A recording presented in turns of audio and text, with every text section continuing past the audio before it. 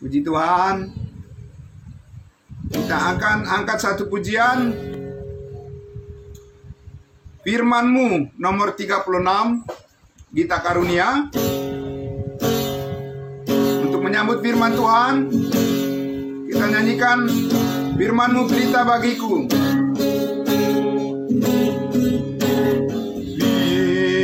Firman-Mu pelita bagi kakiku, terang bagi jalanku.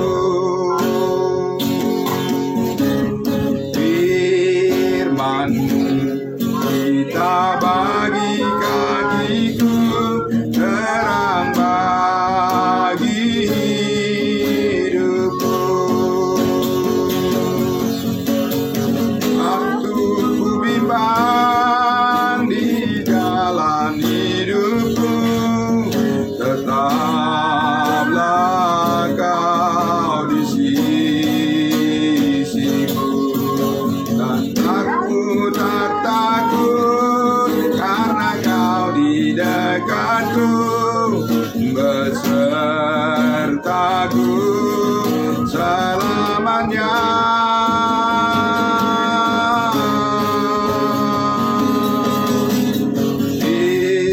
Firman-Mu pelita bagi kakiku, terang bagi jalanku.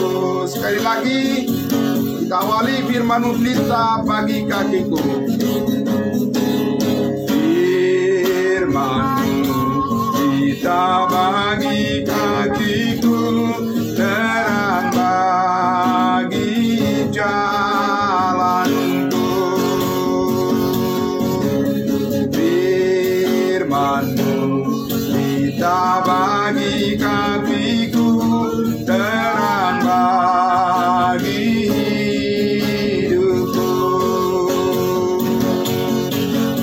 Waktu ku bimbang di jalan hidupku, tetaplah Kau di sisiku. Dan takkan ku takut, karena Kau di dekatku, besertaku selamanya.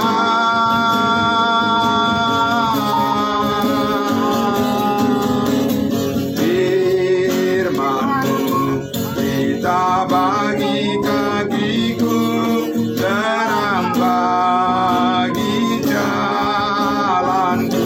Terang bagi hidupku, terang bagi hidupku.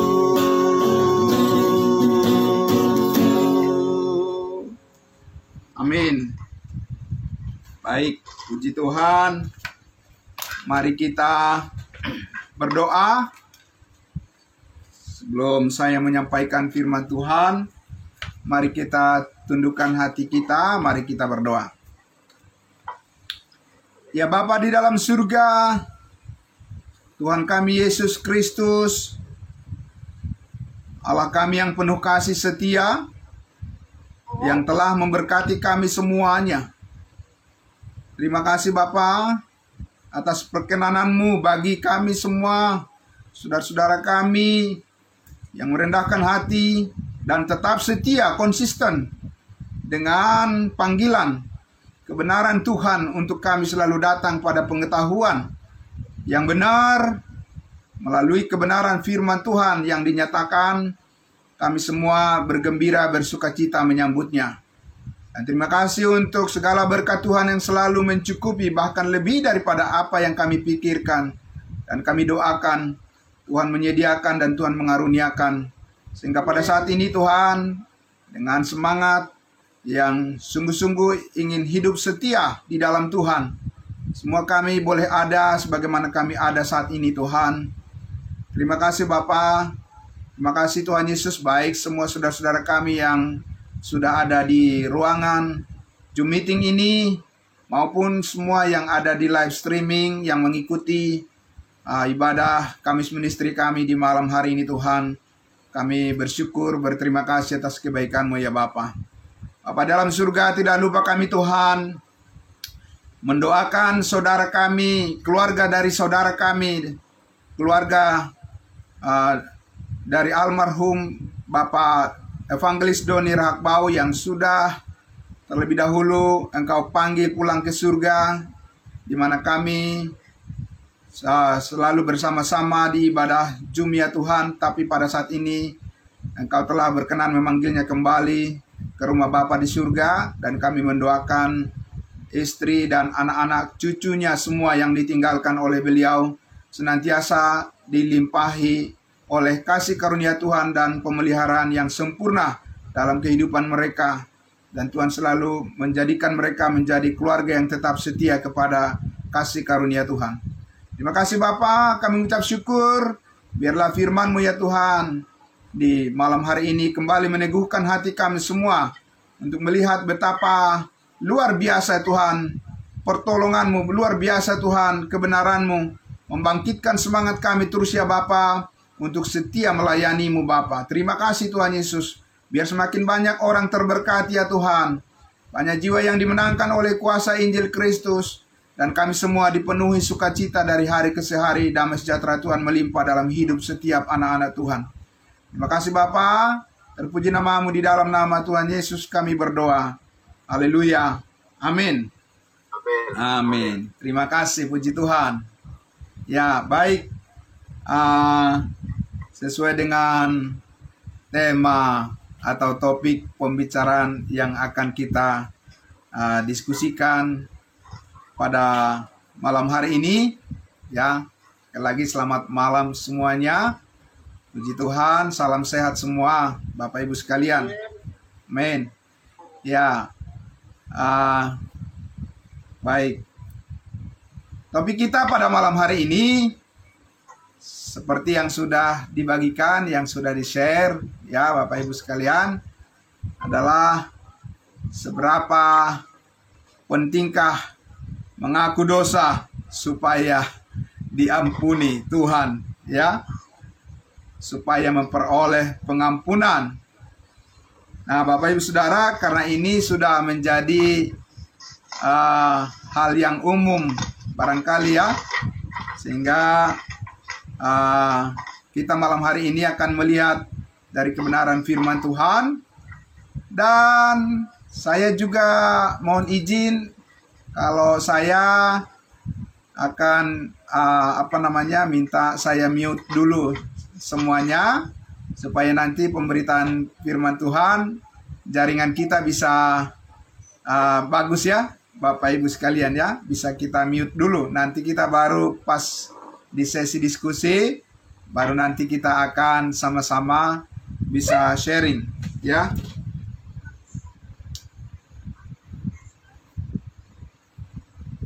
Oke.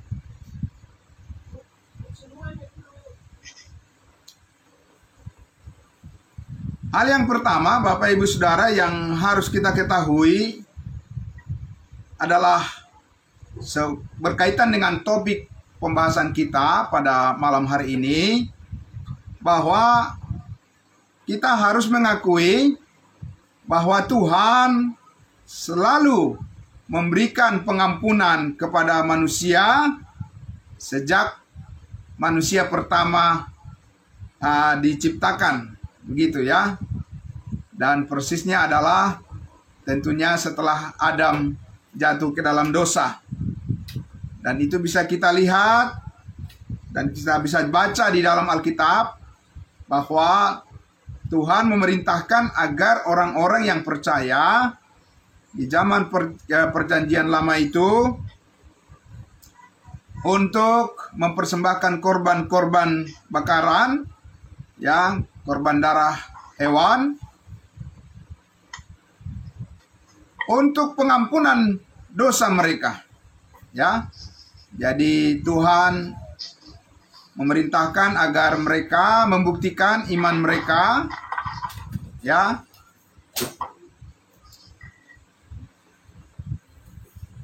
Tuhan meminta mereka untuk mempersembahkan korban-korban bakaran untuk membuktikan iman mereka.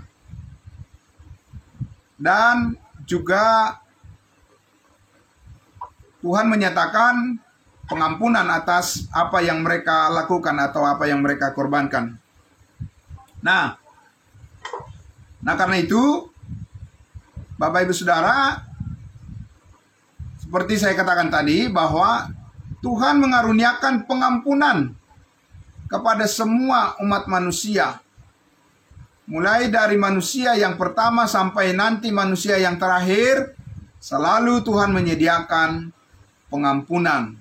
Tetapi pertanyaan kita saat ini bukanlah apakah Allah memberikan pengampunan pada manusia. Sudah jelas lah, ya. Pertanyaan yang paling penting adalah bagaimana caranya Tuhan mengampuni manusia, dan kapan Allah memberikan pengampunan kepada manusia itu, dan di mana Tuhan menyatakan pengampunan itu, dan berapa banyak dosa manusia yang telah diampuni oleh Tuhan, ya.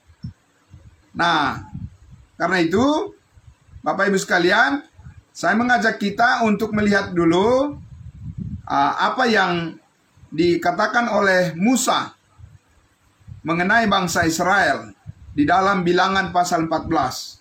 Mari kita membuka Alkitab kita dari Bilangan 14, ya.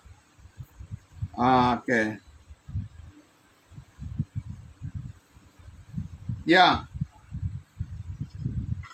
Kitab Bilangan 14, dan saya akan langsung saja membacanya. Nanti Bapak Ibu Saudara sekalian bisa lebih mendalami lagi dengan pembacaan pribadi, ya, pembacaan Alkitab pribadi, belajar secara pribadi, bisa dibaca lagi nanti, ya. Saya akan bacakan di Bilangan 14 ayatnya.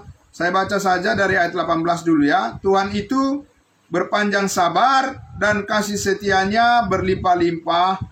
Ia mengampuni kesalahan dan pelanggaran, tetapi sekali-kali tidak membebaskan orang yang bersalah dari hukuman. Bahkan ia membalaskan kesalahan bapa kepada anak-anaknya, kepada keturunannya yang ketiga dan keempat.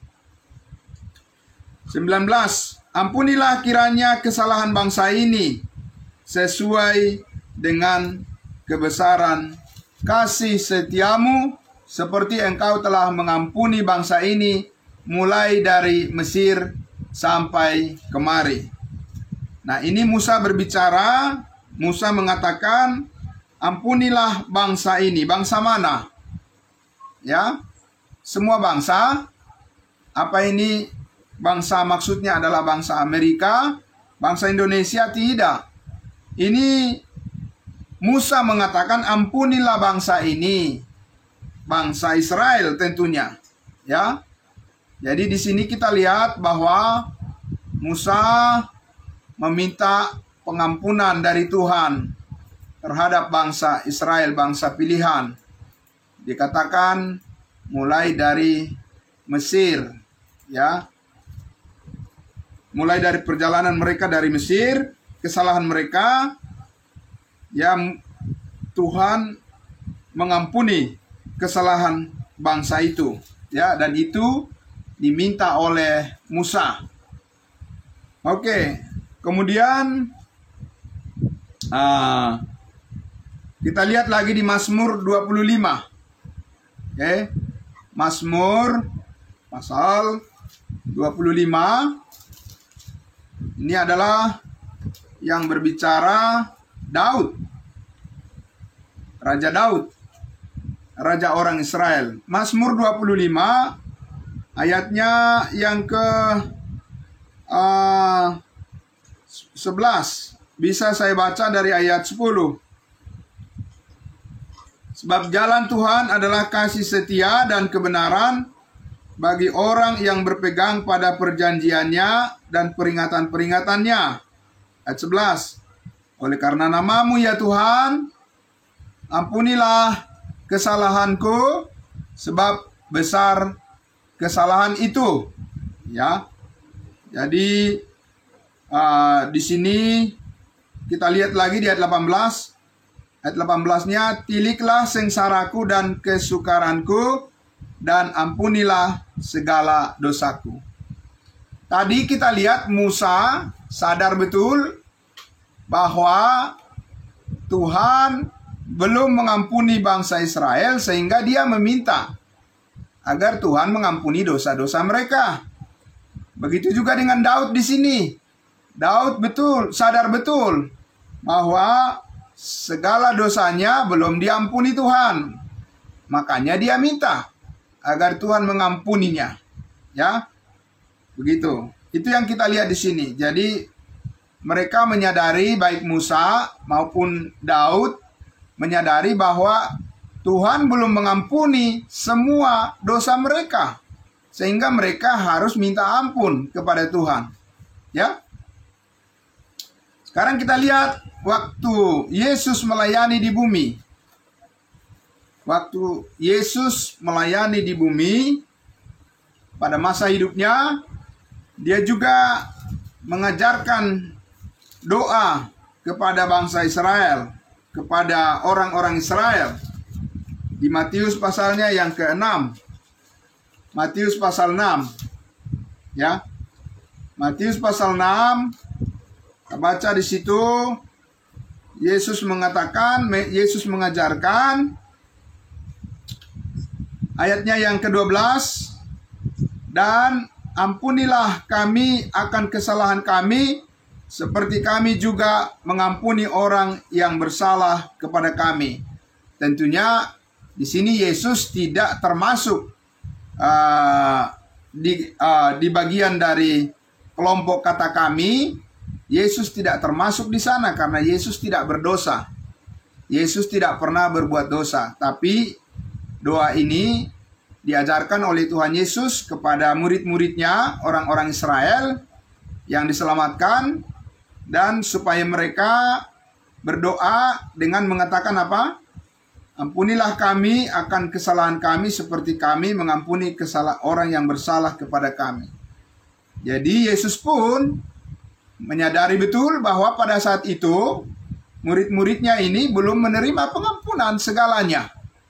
Ya, belum tuntas pengampunan atas dosa-dosa mereka, sehingga tentu mereka berdoa untuk hal yang sama seperti yang dikatakan Musa tentang bangsa Israel, tentang dosa-dosa mereka, dan juga apa yang dikatakan oleh Musa, oleh Daud maksud saya, ya, tentang dirinya sendiri atas pelanggaran-pelanggaran dan dosa-dosa yang dia lakukan. Dia sadar belum diampuni semuanya. Sama juga dengan ini posisinya, ya, bahwa para murid pada saat itu diajarkan pada mereka supaya mereka mengampuni orang yang bersalah sebagai dasar untuk mereka diampuni oleh Tuhan. Di ayat 15 dikatakan, tetapi jikalau kamu tidak mengampuni orang, Bapamu juga tidak akan mengampuni kesalahanmu. Ya. Nah, jadi Bapak Ibu sekalian, kita lihat sampai di sini, sampai Yesus datang pertama kali di bumi ini, bahwa semua orang menyadari pada saat itu belumlah terjadi segala dosanya diampuni. Mereka belum bisa menyadari segala dosa mereka diampuni. Ya, memang itulah faktanya, bukan? Tidak mungkin mereka meyakini bahwa segala dosa mereka diampuni, sedangkan mereka belum kepada mereka belum dinyatakan pengampunan secara tuntas atau secara sekaligus oleh firman Allah, oleh Yesus sendiri, ya. Tapi kepada mereka diajarkan supaya mereka menyadari bahwa belum semua dosa mereka diampuni. Mereka harus mengaku atas kesalahan dan dosa-dosa mereka, ya. Nah, itu yang kita lihat, Bapak Ibu Saudara yang dikasihi Tuhan Yesus, tentang bagaimana orang-orang Israel harus mengakui kesalahan mereka. Mereka harus mereka harus mengalami pertobatan, ya. Mereka harus mengakui dosa-dosa mereka supaya mereka diampuni oleh Tuhan, ya. Nah, masalahnya sesudah Yesus Kristus mati disalibkan, dan ketika di atas salib itu, di atas kayu salib, Yesus berkata, apa yang dikatakan oleh Tuhan Yesus? Sebelum dia menyerahkan nyawanya, dia mengatakan apa? Semuanya sudah selesai. Ya, sudah selesai, sudah genap. Begitu ya. Jadi, itulah pekerjaan Kristus yang sudah selesai. Selesai apa? Selesai untuk apa? Selesai mengerjakan apa? Ya, selesai mengerjakan penebusan. Amin. Selesai mengerjakan pengampunan segala dosa umat manusia. Yesus berkata, sudah selesai. Sudah sempurna, sudah genap. Jadi, kalau kita bilang kita percaya kepada Yesus yang sudah mengampuni dosa kita, itu adalah pengampunan yang sudah selesai. Bukan pengampunan yang berlanjut-lanjut kemudian yang berulang-ulang. Tidak, karena Yesus tidak akan mati berulang-ulang. Dan dia hanya satu kali saja korban tubuhnya, darahnya dicurahkan, dan itu sudah cukup untuk memberikan pengampunan, penebusan bagi semua dosa umat manusia. Bukan sebagian. Kalau sebagian itu belum selesai namanya. Ya kan? Bapak Ibu Saudara, kalau sebagian dosa diampuni oleh Tuhan Yesus di atas kayu salib, kalau sebagian saja dosa kita, itu berarti Yesus harus berkata apa? Belum selesai. Tapi nyatanya Yesus mengatakan sudah selesai. Nah, mendengar kabar seperti ini tentu kita sangat bersuka cita. Amin. Ya, kita pasti bersuka cita mendengarkan berita bahwa Tuhan sudah memberikan ampunan atas semua dosa-dosa kita. Dan tentunya kita mengaku bahwa kita ini tanpa kecuali kita banyak dosa, bukan? Ya, siapa sih manusia yang tidak banyak dosa? Semua orang, Paulus katakan tidak ada yang benar seorang pun tidak. Roma pasal 3 ayat 10 kan? Tidak ada yang benar seorang pun tidak. Dan bahkan dikatakan di ayat 23 bahwa semua orang telah berdosa dan telah kehilangan kemuliaan Allah. Nah, Bapak Ibu sekalian, problemnya adalah, apa problemnya? Problemnya saat ini adalah bahwa kebanyakan orang tidak percaya bahwa Tuhan Yesus sudah mengampuni semua dosa. Itu problemnya. Ya. Masalahnya adalah kebanyakan orang saat ini tidak mempercayai bahwa semua dosanya sudah ditebus oleh Tuhan Yesus. Itulah problemnya. Bukan faktanya bahwa Yesus belum menebus dosa kita semuanya. Faktanya sudah. Yesus sudah mengatakan sudah selesai. Tapi problemnya adalah manusia saat ini kebanyakan tidak mau mempercayai apa yang dikatakan oleh Tuhan Yesus sudah selesai. Kenapa? Karena manusia lebih melihat kepada apa yang dilakukannya sendiri ketimbang apa yang dilakukan oleh Yesus di atas kayu salib. Problemnya di situ. Ya. Jadi sumber masalahnya di situ.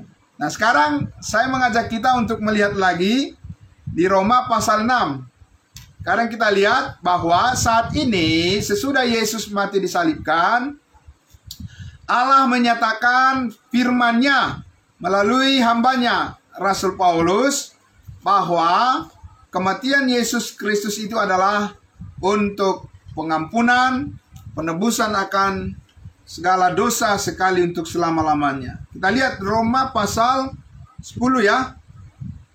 Roma pasal 6 maksud saya. Maaf. Roma pasal 6 ayatnya yang ke-10. Ya. Ya. Roma pasal 6 ayatnya yang ke-10. Ya. Nah, kita akan baca secara perlahan ya. Ya, saya akan bacakan untuk kita semua. Sebab kematiannya, tentu kematian Yesus maksudnya ya. Kalau kita lihat di ayat 9 itu kan jelas itu. Karena kita tahu bahwa Kristus sesudah ia bangkit dari antara orang mati, tidak mati lagi, maut tidak berkuasa lagi atas dia. Ayat 10. Sebab kematiannya adalah kematian terhadap dosa. Berapa kali? 1 kali. Dan untuk selama-lamanya. Ya, dia bukan mati 1 kali untuk selamanya. Karena Yesus bangkit pada hari yang ketiga. Tetapi ya, manfaat atau dampak efek ya daripada kematian Yesus Kristus itu khasiat, begitu ya. Dampak daripada pekerjaan yang dilakukan oleh Yesus Kristus dengan kematiannya itu, pengorbanannya, dikatakan adalah kematiannya terhadap dosa 1 kali untuk selama-lamanya. Dan kehidupannya adalah kehidupan bagi Allah. Puji Tuhan. Nah itu jadi Yesus tidak berulang-ulang harus mati disalibkan, tapi cukup sekali saja dan segala dosa tuntas selamanya diampuni. Sekarang kita lihat mundur dulu di pasal 3 ya. Pasal 3 ayatnya yang ke-24. Ya, jadi perlahan-lahan saja kita lihat ya Bapak Ibu ya, kita renungkan apa yang dinyatakan tentang pengampunan kita yang diberikan oleh Tuhan bagi kita saat ini, yang sudah jelas, yang sudah sempurna. Ayat 24. Dan oleh kasih karunia telah dibenarkan dengan cuma-cuma. Amin. Dengan cuma-cuma. Karena apa? Karena penebusan dalam Kristus Yesus. Nah, ini problemnya di sini Bapak Ibu sekalian. Jadi orang berpikir mendapatkan pengampunan itu saat ini harus ada pengorbanan. Harus ada yang dilakukan. Itu problemnya. Itu masalahnya saat ini. Ya. Sehingga banyak orang berpikir harus ada yang dilakukan, ya harus mengaku dosa dulu baru Tuhan ampuni. Ya itu namanya bukan cuma-cuma. Ya. Tapi Alkitab mengatakan, firman Tuhan katakan, sebab Kristus ya tadi dikatakan dan oleh kasih karunia. Jadi apa itu kasih karunia? Telah dibenarkan dengan cuma-cuma. Jadi kalau kita bilang kita saat ini menghargai kasih karunia Tuhan, itu artinya kita percaya bahwa kita sudah jadi benar secara cuma-cuma. Bukan kita benar karena kita berusaha menjadi orang benar. Tidak akan pernah jadi benar, Bapak Ibu sekalian. Manusia berusaha untuk membenarkan dirinya tidak akan pernah bisa benar. Ya, hanya pekerjaan Kristus di atas kayu salib yang bisa membuat orang jadi benar. Dan itu diberikan dengan apa? Itu dikaruniakan dengan cuma-cuma, free. Ya. Jadi kalau dalam bahasa Indonesia bisa dikatakan itu adalah gratis. Nah, jadi masalahnya itu tadi, manusia kebanyakan tidak percaya bahwa Allah saat ini membenarkan orang, membenarkan manusia itu, menerima manusia itu menjadi benar, itu adalah dengan cara yang cuma-cuma. Manusia ingin bayar. Ya, padahal Tuhan Yesus sudah selesai membayarnya. Manusia ingin membayar walaupun dia tidak sanggup. Nah, aneh kan? Aneh. Harusnya kita menerima saja, mengaminkan saja apa yang dilakukan oleh Tuhan pasti yang terbaik. Amin. Iya. Begitu. Waktu Tuhan adalah yang terbaik. Nah, waktu Tuhan menyatakan, waktu Tuhan Yesus menyatakan sudah selesai, ya itulah waktu yang terbaik. Di mana Tuhan menyatakan bahwa segala kesalahan dan dosa kita sudah selesai, sudah diampuninya. Ya, jadi bukan tergantung pada pengakuan kita, tidak. Tidak ada manusia ini yang mengakui dosa-dosanya sehingga Yesus mati di atas kayu salib, tidak. Yesus karena kasih Allah yang begitu besar akan dunia ini. Jadi Allah menyatakan pengampunan itu ya dengan cuma-cuma diberikan kepada manusia dan manusia menerimanya free, ya. Itu saat ini Bapak Ibu sekalian. Jadi jangan selalu berpikir bahwa dalam hubungan dengan Tuhan, dengan hubungan kebenaran dengan Tuhan di dalam Yesus, itu semua adalah karena usaha. Tidak. Kalau untuk sesuatu yang kita perjuangkan di dunia ini, harus berusaha. Amin. Supaya anak-anak dan istri kita supaya bisa makan dan minum, ya harus berusaha lah. Kan begitu Bapak Ibu ya. Supaya anak-anak kita punya pendidikan yang bagus, ya harus berusaha. Supaya anak-anak bisa punya nilai yang bagus, punya prestasi, ya harus berusaha. Benar ya Bapak Ibu sekalian ya. Ya supaya lingkungan kita bersih, ya kita harus berusaha. Tetapi kalau saudara-saudara dan saya mengatakan di dalam Yesus kita supaya memperoleh pengampunan harus berusaha, usaha apa yang saudara dan saya bisa lakukan? Ya, sedangkan Yesus mengatakan dialah satu-satunya, ya, jalan kebenaran dan hidup. Tidak ada yang sampai pada Bapa kalau tidak melalui Yesus. Ya, hanya melalui Dia. Ya. Nah, Bapak Ibu sekalian, dan melalui Yesus itu artinya adalah kita percaya pada Dia. Karena kita tidak bisa melalui Yesus kepada Bapa di surga tanpa melalui iman, tanpa dengan iman. Nah, saya mengajak kita lagi melihat di Kolose pasal 2. Mari, Bapak Ibu Saudara, Kolose pasal 2. Nah, karena kita perlu melihat lagi di sini, memperjelas, saya akan tunjukkan kepada Bapak Ibu sekalian bahwa memang benar-benar ya tidak ada yang tersisa yang belum diampuni oleh Tuhan.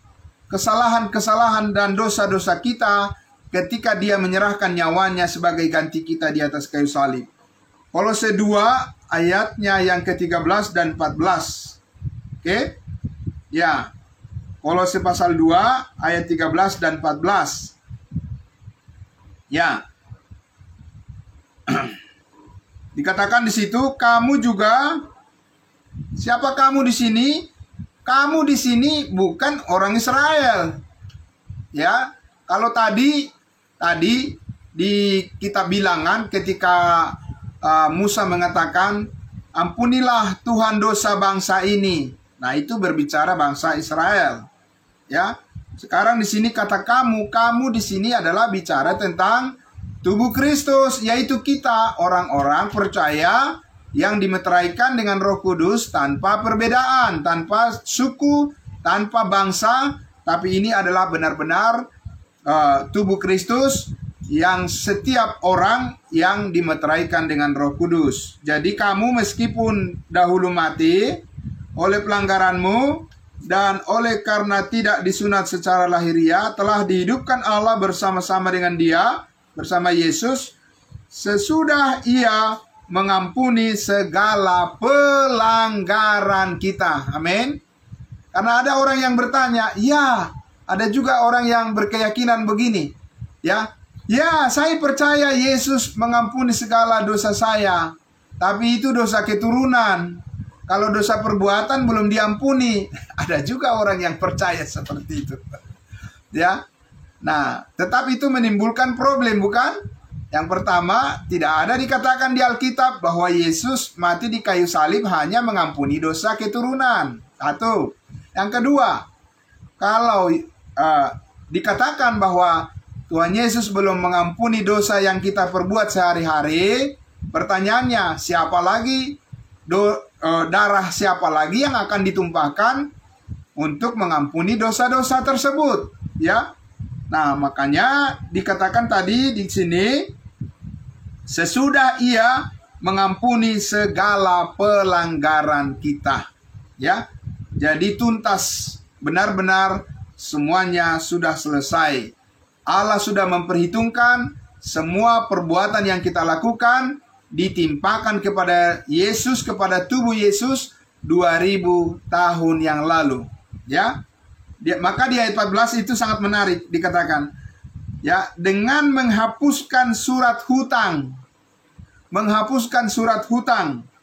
ya, hutang nyawa, hutang dosa, karena upah dosa adalah maut, ya. Itu dengan menghapuskan surat hutang yang oleh ketentuan-ketentuan hukum mendakwa dan mengancam kita, betul ya? Itu hukum Taurat itu mendakwa dan mengancam semua manusia. Siapa yang berbuat salah harus dihukum. Tapi dikatakan dihapuskan semuanya itu, ya. Dan itu ditiadakan oleh Allah dengan memakukannya pada kayu salib. Amin. Semuanya sudah ditiadakan, Bapak Ibu Saudara sekalian. Dan ini adalah kabar baik, yang paling brilian, yang paling luar biasa dari semua kabar baik yang ada di dunia ini. Ya, inilah kabar baik, kabar sukacita yang paling menggembirakan, yang paling memberkati, yang paling membawa sukacita, yang paling menghidupkan, yang paling memberikan gairah untuk semangat untuk melayani Tuhan. Amin. Bahwa segala dosa kita sudah diampuninya. Puji Tuhan. Nah, Bapak Ibu Saudara yang dikasihi Tuhan Yesus, karena itulah kalau kita lihat di Efesus pasal 4, coba ya kita lihat ya di Efesus pasal 4, inilah perbedaannya pengampunan yang diterapkan oleh Allah melalui korban Yesus Kristus berbeda kepada bangsa Israel, berbeda kepada kita sebagai gereja tubuh Kristus saat ini. Kalau kepada bangsa Israel, pengampunan segala dosa itu tadi sudah kita lihat belum diterapkan. Tetapi kepada kita sebagai tubuh Kristus sudah diterapkan sepenuhnya. Itulah namanya kasih karunia. Maka Efesus 4 ayat 32, beginilah cara pengampunan itu bekerja dalam hubungan dengan sesama kita, dengan orang lain ya. Bagaimana prakteknya? Kita lihat ya. Efesus pasal 4 ayat 32. Dikatakan situ, tetapi apa? Tetapi hendaklah kamu ramah seorang terhadap yang lain. Amin. Iya, tentu saja. Ini adalah merupakan sifat yang ditimbulkan, yang dilahirkan daripada pengampunan yang kita terima dari Allah. Supaya kita apa? Selalu hidup bersikap ramah seorang terhadap yang lain. Itulah yang cocok bagi orang yang sudah menerima pengampunan segala dosa. Ya, bukan marah tapi ramah gitu ya. Seorang terhadap yang lain. Penuh kasih mesra. Dan apa? Dan saling mengampuni. Kenapa saling mengampuni? Ya karena Allah sudah lebih dahulu mengampuni kita. Amin. Allah mengampuni kita. Ya. Sebagaimana Allah di dalam Kristus telah mengampuni kamu. Jadi siapa duluan mengampuni kita? Kalau di Matius 6 tadi, di situ dikatakan, kamu duluan ampuni orang, baru Tuhan mengampuni kamu. Nah itu ketika Yesus belum selesai, belum naik ke atas kayu salib. Kan gitu ya. Nah tetapi sekarang sesudah Yesus disalibkan, kepada kita firman Allah adalah, kamu harus saling mengampuni satu dengan yang lain, sebagaimana Allah telah mengampuni kamu. Jadi Allah duluan memberikan pengampunan itu kepada kita, barulah kita memberikan kepada orang lain. Jadi kalau dengan Tuhan Allah urusannya sudah clear, amin. Sudah selesai. Dan Yesus yang mengatakan sudah selesai. Dan kita terima dengan sempurna. Nah, tetapi dengan sesama kita manusia, tidak ada alasan untuk tidak mengampuni, bukan? Benar, saudara-saudara? Apa alasan kita untuk tidak mengampuni orang lain? Sedangkan kita sudah menerima pengampunan dari Tuhan, semuanya tuntas, tanpa sisa. Ya, Tuhan tidak memberikan lagi alasan untuk menghukum kita, tapi Tuhan memberikan alasan untuk menyelamatkan kita. Amin. membebaskan kita, memerdekakan kita dari segala rasa bersalah, rasa berdosa. Tapi sekarang kita sudah memiliki damai sejahteranya, karena Dia sudah mengampuni kita segala dosa kita. Kenapa Bapak Ibu sekalian terjadi seperti sekarang ini? Misalnya perang Rusia dan Ukraina. Itu karena apa? Karena apa mereka harus perang terus? Karena mereka tidak mengerti pengampunan yang dari Tuhan. Betul nggak Bapak Ibu sekalian? Kalau mereka mengerti pengampunan yang daripada Allah saat ini sudah tuntas, bahwa darah Kristus mereka terima sebagai pengampunan atas dosa mereka, mereka tidak akan saling dendam satu dengan yang lain. Mereka tidak akan saling menyerang satu dengan yang lain. Mereka pasti damai. Amin. Ya, itu dia. Ya, Bapak Ibu sekalian. Nah, jadi sekarang kita akan melihat, ya, saya tinggal sedikit lagi akan menyampaikan pemaparan ini. Tapi kita mau lihat dulu, kalau begitu Bapak Ibu sekalian, apa yang harus diakui oleh orang percaya, orang Kristen sejati saat ini, ya? Apa yang diminta untuk diakui saat ini oleh kita atau oleh manusia? Yang paling penting itu diakui apa sebenarnya? Ini yang penting. Roma pasal 10 ayatnya yang ke-9, ya. Roma pasal 9. Roma pasal 10 maksud saya. Mohon maaf, ya. Roma pasal 10 ayat 9. Sebab jika kamu mengaku dengan mulutmu, nah ini harus mengaku. Amin. Tapi bukan dikatakan mengaku dosa-dosa, tidak. Sebab jika kamu mengaku dengan mulutmu bahwa Yesus adalah Tuhan, dan percaya dalam hatimu bahwa Allah telah membangkitkan Dia dari antara orang mati, maka kamu akan diselamatkan. Amin. Itu Bapak Ibu sekalian. Jadi bukan pengakuan dosa itu yang dikatakan yang membawa kita kepada keselamatan, kan? Tetapi pengakuan terhadap Yesus sebagai Tuhan, ya, bahwa Allah, kita percaya bahwa Allah telah membangkitkan Dia dari antara orang mati, tentunya untuk mengampuni segala dosa kita dan mengaruniakan hidup yang kekal, maka dikatakan, maka kamu akan diselamatkan. Ayat 10, karena dengan hati orang percaya, amin, ya, dengan hati orang percaya dan dibenarkan, dan dengan mulut orang mengaku dan diselamatkan. Bukan mengaku dosa di sini. Bapak Ibu. Karena dosa-dosa kita, sekali lagi, dosa kita tidak tergantung diampuni. Dosa kita diampuni oleh Tuhan bukan bergantung pada pengakuan kita, tidak. Ya. Apakah kita mengaku dosa kita atau tidak mengaku dosa kita? Faktanya adalah darah Yesus sudah memberikan, ya, sudah mengaruniakan, Allah sudah mengaruniakan pengampunan itu kepada manusia. Tetapi siapa yang percaya akan beroleh hidup yang kekal. Amin. Siapa yang tidak percaya akan dihukum dalam hukuman yang kekal. Jadi di sini tadi dikatakan dengan hati orang percaya. Nah, ini yang penting. Ya, percaya saja dan dibenarkan, dan dengan mulut orang mengaku dan diselamatkan. Karena kitab suci berkata, barang siapa yang percaya kepada Dia tidak akan dipermalukan. Ayat 12 ini menarik. Sebab tidak ada perbedaan antara orang Yahudi dan orang Yunani. Amin. Kenapa ini penting disampaikan? Karena ketika Tuhan menjalankan kehendak-Nya melalui program kerajaannya, itu akan dilakukan melalui perbedaan. Perbedaan apa? Perbedaan bangsa.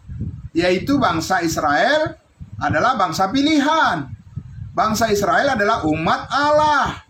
Dan bangsa lain adalah dikatakan bangsa yang tidak mengenal Allah. Tapi bukan itu saat ini yang dikerjakan oleh Allah.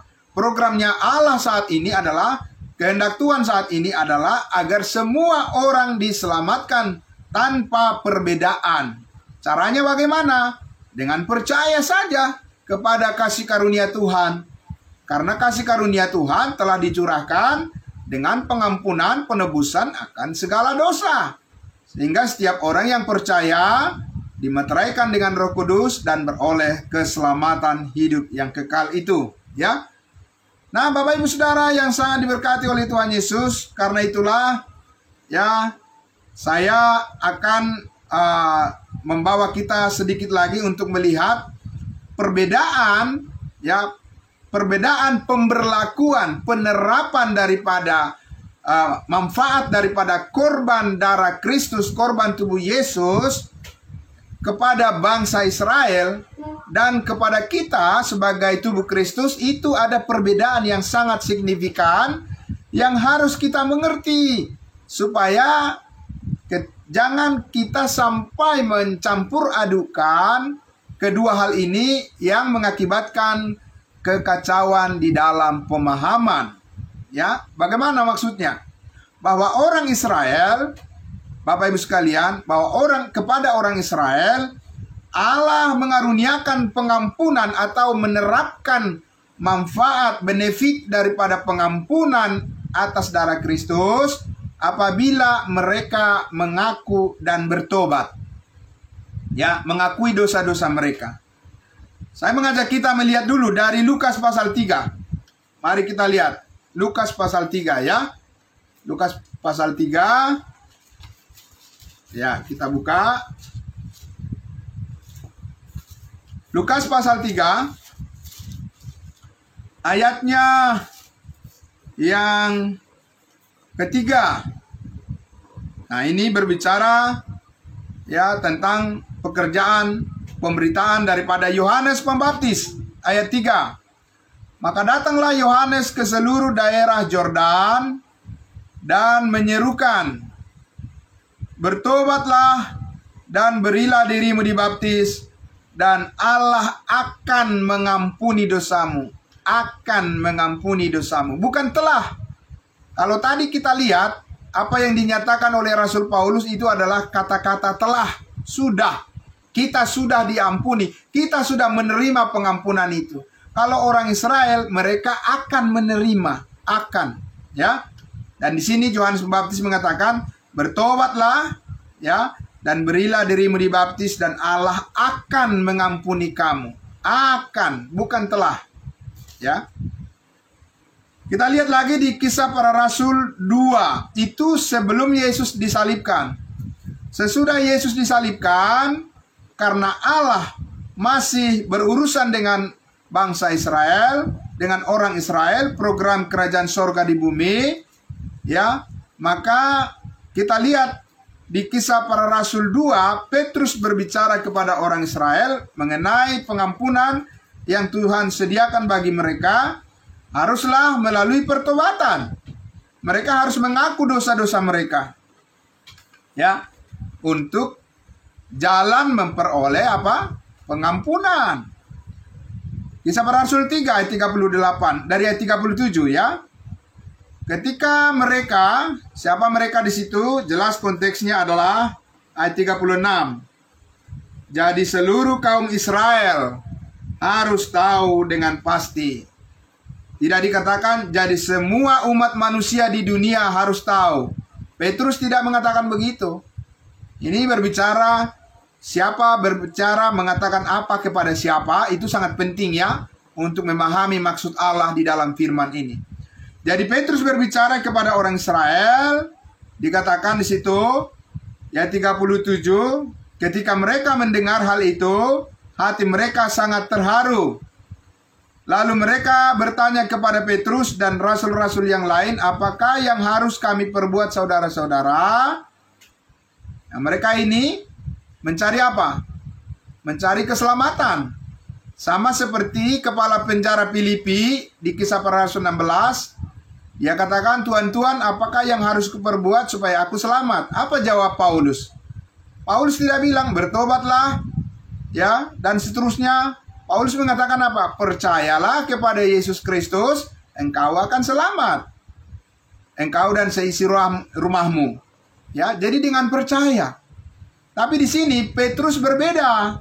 Mengatakan kepada orang Israel, ayat 38, jawab Petrus kepada mereka siapa? Orang Israel, bertobatlah dan hendaklah kamu masing-masing memberi dirimu dibaptis dalam nama Yesus Kristus. Untuk apa?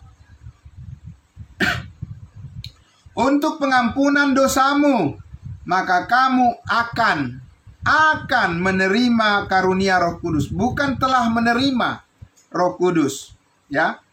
Jadi orang-orang Israel yang percaya kepada Yesus bukan langsung dimeteraikan dengan Roh Kudus.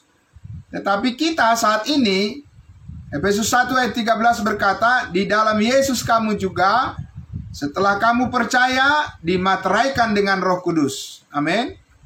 Jadi ketika saat ini setiap orang, setiap individu yang percaya langsung dimeteraikan dengan Roh Kudus. Kalau bangsa Israel, orang Israel, mereka harus melalui pertobatan, melalui pengakuan atas dosa-dosa mereka. Barulah mereka akan diampuni, bukan telah. Tidak ada kata-kata telah diampuni di situ, tapi akan diampuni. Ya, Bapak Ibu sekalian. Nah, kemudian kita lihat di pasal 3 ayat 19. Masih Kisah Para Rasul pasal 3 ayatnya yang ke-19. Ya. Ayat 19. Karena itu sadarlah dan bertobatlah apa? Supaya dosamu dihapuskan. Supaya. Bukan karena dosamu telah dihapuskan. Seperti tadi di Efesus 4 ayat 32 kan, hendaklah kamu ramah seorang terhadap yang lain, penuh kasih mesra dan saling mengampuni, seperti Allah telah mengampuni kamu. Kalau ini supaya dosamu dihapuskan. Bertobatlah, mengakulah dosa-dosamu. Nah itu Bapak Ibu sekalian perbedaannya. Pemberlakuan, penerapan daripada benefit, daripada pengampunan oleh darah Kristus kepada orang Israel tidak sama dengan kepada kita, ya. Kenapa bisa begitu? Karena Allah memiliki dua program yang berbeda, ya. Itu kepada bangsa Israel program Allah berbeda dengan kepada kita. Kalau orang Israel menantikan kerajaan sorga di bumi, kalau kita tubuh Kristus menantikan kedatangan Yesus di awan-awan, di angkasa, menjemput kita, amin. Nah itu perbedaannya Bapak Ibu sekalian. Jadi kalau perbedaan ini tidak dipahami, maka akan ada campur aduk dan kebingungan, ya, di antara orang-orang yang mengaku percaya Yesus. Apakah dia merasa diampuni atau belum diampuni, ya. Kalau dia harus mengaku dosanya, dosa yang mana yang harus diakui? Berapa banyak dosa yang telah dilakukan? Apakah yakin bahwa setiap dosa yang dilakukan sudah diakui? Kalau tidak diakui, bagaimana akibatnya? Ya kan? Karena upah dosa adalah maut. Berarti nggak ada jaminan keselamatan. Tapi kita sudah bersyukur melihat tadi Paulus katakan di Kolose pasal 2. Sebab dosamu, segala dosamu dan pelanggaran kita telah dipakukan di atas kayu salib. Amin. Lunas dibayar. Dan bersyukurlah atas kasih karunia itu. Nah Bapak Ibu Saudara, sebelum kita masuk kepada bagian yang terakhir dari pemaparan saya ini, saya ajak kita, saya akan menunjukkan pemahaman kita terhadap 1 Yohanes 1 ayat 9. 1 Yohanes 1 ayat 9. Ini adalah ayat firman Tuhan yang paling banyak disalahpahami oleh umat Kristen, ya, oleh manusia di dunia ini pada umumnya, khususnya umat yang mengaku percaya kepada Yesus. Mereka, ya, salah kaprah dengan apa yang dimaksud dengan 1 Yohanes pasal 1 ayatnya yang ke 9, ya. Saya akan membaca dari ayat 8. Sudah Bapak Ibu sekalian? Di atas itu judulnya adalah surat Yohanes yang pertama. Bapak Ibu Saudara tahu siapa Yohanes bukan? Yohanes adalah salah satu dari 12 rasul Yesus bagi bangsa Israel. Ya. Jadi Yohanes bukan rasul yang dipilih oleh Tuhan untuk memberitakan Injil kasih karunia Allah kepada tubuh Kristus yang surgawi. Tidak. Yohanes adalah rasul Kristus yang meneruskan Injil kerajaan yang diberitakan oleh nabi-nabi dan oleh rasul-rasulnya Tuhan untuk orang-orang Israel. Jadi bagaimana pemahaman daripada Yohanes tentang pengampunan kepada mereka? Ya, pengampunan dosa kepada mereka. Ayat 8. Jika kita berkata bahwa kita tidak berdosa, maka kita menipu diri kita sendiri dan kebenaran tidak ada di dalam kita. Kita siapa? Biasanya umat Kristen langsung mengatakan, ya kepada kita. Kita siapa? Ya kita ini saat ini, kita orang Kristen.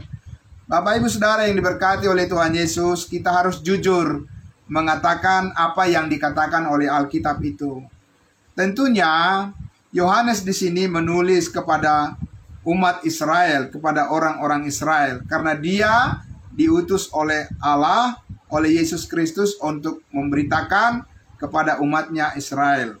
Ya, nah itu kalau mau ditanya di mana itu, nanti kita punya sesi sendiri untuk bisa membahas itu. Ya, ayat 9. Jika kita mengaku dosa kita, maka Ia adalah setia dan adil, sehingga Ia akan ya next time, oke? Ya, in the time future, di hari akan datang, ya, sehingga Ia akan mengampuni segala dosa kita dan menyucikan kita dari segala kejahatan. Masih akan progres untuk yang akan datang bagi mereka, ya. Dosa apa yang paling besar yang harus mereka akui supaya mereka bisa memperoleh pengampunan, Bapak Ibu sekalian?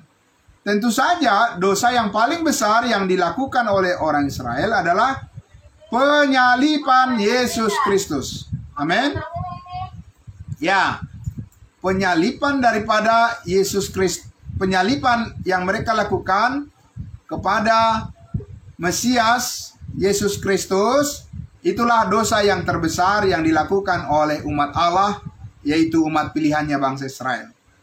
Sehingga mereka suatu saat nanti akan mengalami penderitaan yang besar, penderitaan yang berat, di bawah tekanan pemerintahan antikristus. Disitulah orang-orang Israel nanti akan diselamatkan oleh Tuhan Yesus ketika Dia datang kedua kali ke bumi ini. Tetapi orang Israel wajib mengakui dosa mereka yang besar yang mereka lakukan ketika nenek moyang mereka mengatakan, ya, biarlah darah orang ini ditanggungkan kepada kami dan atas dan kepada keturunan kami, kata mereka, ya. Jadi maka Yesus berkata, ampunilah mereka, sebab mereka tidak tahu apa yang mereka perbuat. Nah, jadi di situ artinya bahwa secara bangsa, sekali lagi, secara bangsa orang Israel itu belum diselamatkan, ya. Dan secara bangsa pula mereka belum diampuni atas segala dosa mereka. Tapi suatu saat nanti itu akan dilakukan oleh Allah kepada mereka ketika Yesus datang kedua kali. Nah, Bapak Ibu sekalian, sebagai kesimpulan daripada pemberitaan firman Tuhan atas topik yang sudah kita bahas bersama ini adalah, ya, kita buka di Kolose pasal 2 ayatnya yang ke-10. Kolose pasal 2 ayatnya yang ke-10. Inilah kesimpulan kita untuk melihat bagaimana kita menilai diri kita saat ini di dalam Kristus Yesus. Bahwa dikatakan di Kolose 2 ayatnya yang ke-10, ya, dan kamu telah dipenuhi di dalam Dia. Dialah kepala semua pemerintah dan penguasa. 11. Dalam Dia kamu telah disunat, bukan dengan sunat yang dilakukan oleh manusia, tetapi dengan sunat Kristus yang terdiri dari penanggalan akan tubuh yang berdosa. Ya. 12. Karena dengan Dia kamu telah dikuburkan dalam baptisan, dan di dalam Dia kamu turut dibangkitkan juga oleh kepercayaanmu kepada kerja kuasa Allah yang telah membangkitkan Dia dari antara orang mati. Jadi di ayat 10 dikatakan, dan kamu telah dipenuhi di dalam Dia. Kalau di dalam terjemahan Alkitab berbahasa Inggris, coba saya lihat dulu di King James Version dikatakan, Kolose pasal 2 ayatnya yang ke-10, ya. Coba saya akan bacakan. Dikatakan, and you are complete in Him. Jadi kamu sudah komplit, sudah sempurna di dalam Kristus. Jadi kita udah komplit di dalam Dia. Ya, Bapak Ibu sekalian. Sudah selesai dikerjakan oleh Tuhan Yesus pengampunan segala dosa kita. Nah, karena itu kita melihat diri kita saat ini di dalam Kristus adalah orang-orang yang sudah lengkap di dalam kebenarannya. Kita sudah menerima kebenaran Kristus secara sempurna, dan kita sudah ada di dalam Dia. Dan adapun hidupku ini bukannya aku lagi, melainkan Kristus yang hidup di dalam aku, di dalam hidup saudara dan semua orang yang percaya kepadanya, karena kita sudah sempurna di dalam Dia. Nah, karena itu Bapak Ibu sekalian, pengampunan dosa-dosa kita tidak tergantung pada pengakuan kita, tapi pengampunan segala dosa kita tergantung pada kasih karunia Allah yang sudah dikaruniakan pada kita ketika kita percaya sekali dan untuk selama-lamanya. Kita dimeteraikan dengan Roh Kudus dan sudah selesai penuh dengan sukacita dan damai sejahteranya. Itulah sebabnya kita selalu siap untuk melayani Tuhan kita dengan penuh damai sejahteranya. Amin. Mari Bapak Ibu, saudara sekalian, kita bersyukur kepada Tuhan. Saya ajak kita untuk berdoa untuk menutup pemberitaan materi firman Tuhan pada malam hari ini. Dan nanti kita akan bisa ada sesi untuk sharing, berbagi, dan juga tanya jawab. Mari kita berdoa. Sungguh besar kasih setiamu ya Bapa di surga. Sungguh ajaib Engkau Tuhan, kasih karuniamu luar biasa ya Tuhan, menjadikan kami milik-Mu kekal selama-lamanya. Dan Engkau Tuhan telah menebus kami, membenarkan kami, mengampuni kami sekali untuk selama-lamanya. Dan ini adalah kesempurnaan kami di dalam Kristus Yesus Tuhan kami, yang tidak akan bisa diubah oleh kuasa apapun. Karena Kristus sudah menang atas maut, kami pun sudah menang karena kami sudah berada di dalam Engkau untuk selama-lamanya. Dalam pergumulan hidup, dalam menjalani segala aktivitas hidup, tantangan, persoalan sekalipun dalam hidup yang kami jalani, Bapa di surga, kami tahu kami di dalam Engkau, Yesus Kristus. Engkaulah pemenangnya, dan kami ada bersama-sama dengan Engkau, dan kami pasti menang menghadapi segala masalah dalam kehidupan kami, melalui damai sejahtera Tuhan, melalui kebenaran firman-Mu yang kami lihat, kami baca, dan kami imani. Maka itu adalah jaminan bagi kami untuk selama-lamanya, yang tidak akan pernah bisa berubah, karena di dalam Kristus kami memiliki hidup yang kekal selama-lamanya. Dalam nama Tuhan Yesus kami bersyukur atas damai sejahtera-Mu ini, dan diberkatilah semua orang yang mendengarkan dan menikmati, mempercayai kebenaran firman Tuhan. Dalam nama Tuhan Yesus kami berdoa. Haleluya. Amin. Amin. Puji Tuhan.